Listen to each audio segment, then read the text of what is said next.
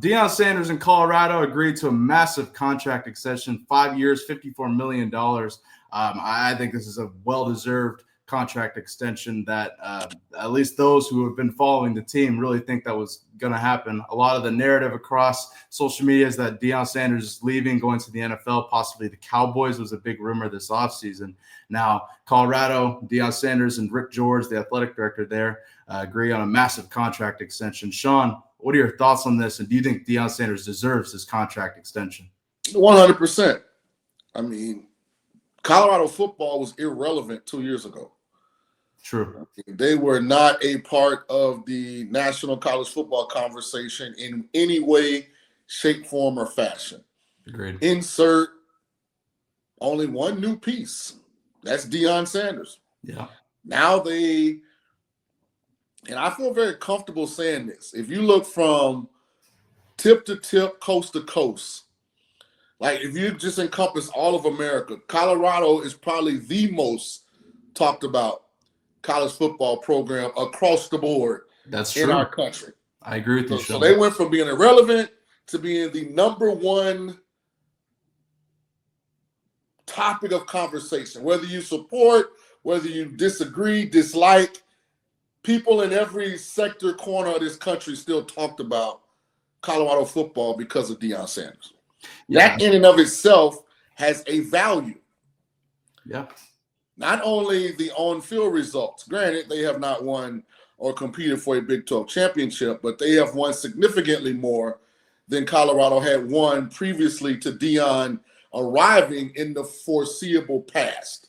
Yeah, absolutely. We're not going back to Darian Hagan and Eric Bieniemy and Cordell Stewart and Westbrook. I'm talking about the last 15 years of Colorado football. Yeah, Deion has upgraded on the field and off, and he deserved to get paid, and it's also now a deterrent for a bigger program that if they want Deion now, there's a significant buyout attached to it.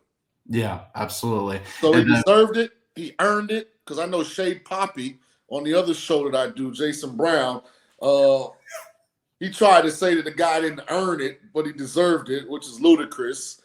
So Deion has done both, and he deserves this contract just for what he's done from the brand standpoint, and he's backed it up with on-the-field success.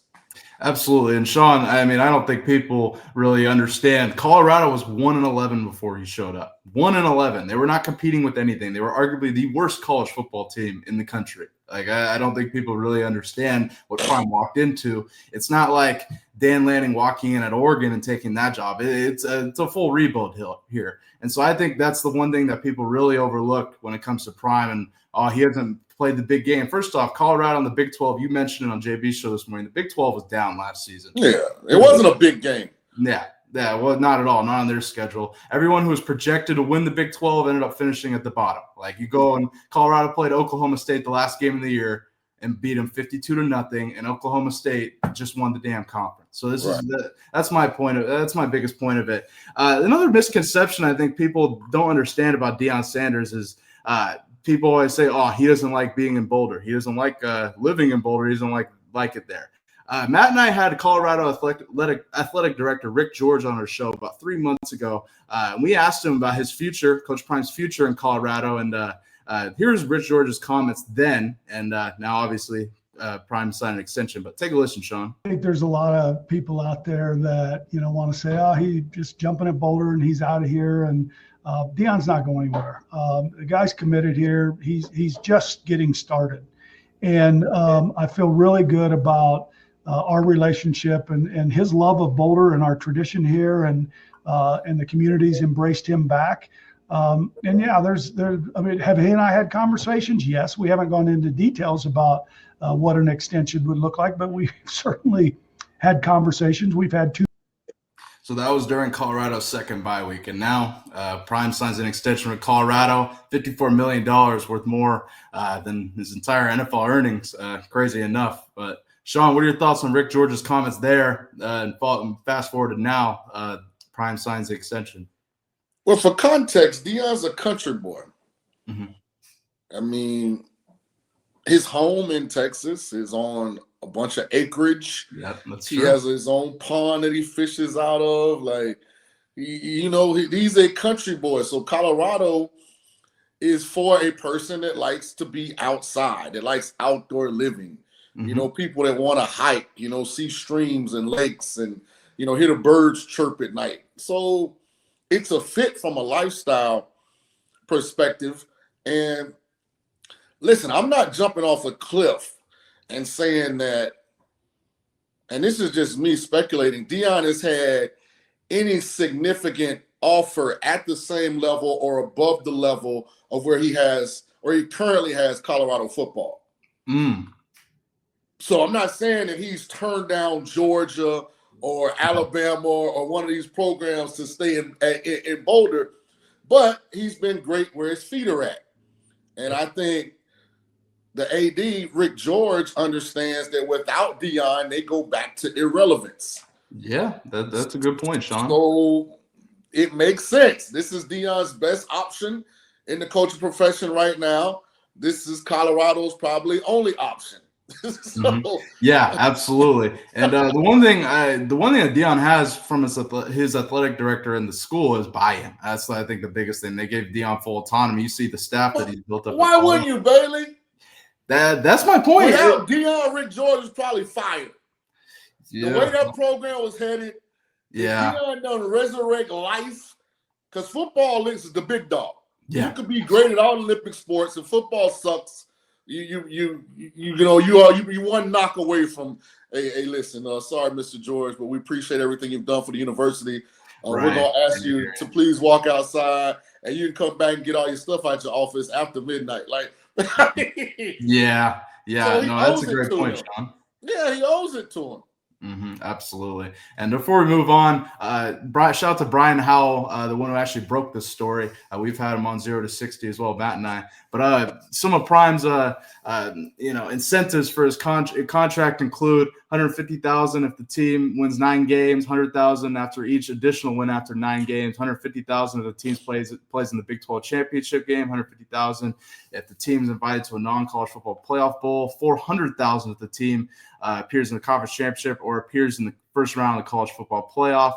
The list goes on and on. But Shaun, I think the biggest story of this, Deion does deserve it. I can't stand the narrative pushed on social media that he doesn't deserve it. Listening to JB talk about why he shade Poppy. JB is very slick. He would be a good attorney because he's very careful with his words. He says he doesn't deserve it, or he earned it, or whatever. No, he said he deserves it, but he hasn't earned it. Yeah, I don't agree with that at all. I think so that's he's not overphrasing for him to throw a little shade. And, right. That's his new name is Shade Poppy. I love it. But nonetheless, Deion Sanders signs a massive extension with Colorado.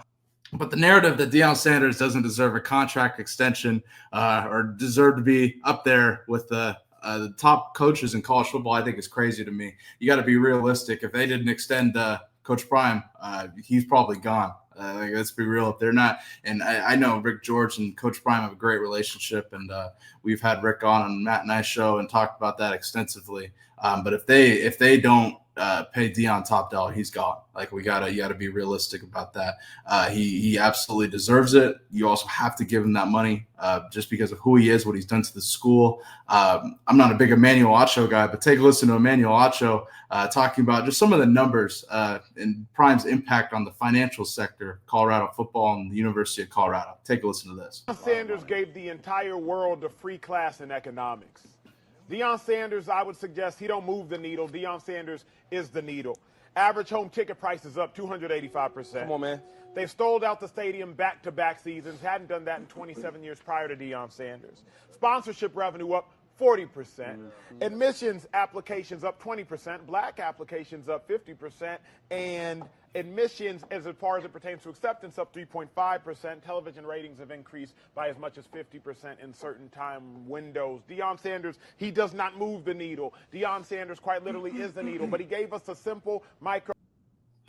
I'm not a big Acho guy, but Acho, you speaking facts there. And, man, well said, because Prime's impact on the University of Colorado, I don't think people that are really actually talking about this, those who are throwing shade at it, saying he doesn't deserve it. I don't think they're looking at that. I don't think they're looking at the year 2022 when Colorado's 111, when you have Big Mac going up and giving speeches to the University of Colorado and them struggling in that aspect. Colorado is arguably the worst football program in the country. I told Shaun that. And for Prime to go and turn around the way he has been unbelievable. Just wait till this season. That's all I'll say. Just wait till this season. I really think they're going to be more improved versus last season. It's not even going to be close, and you'd be really surprised because I think everybody thinks Colorado's about to have a massive drop-off after losing Shedeur Sanders and Travis Hunter. And I think you're going to be really surprised.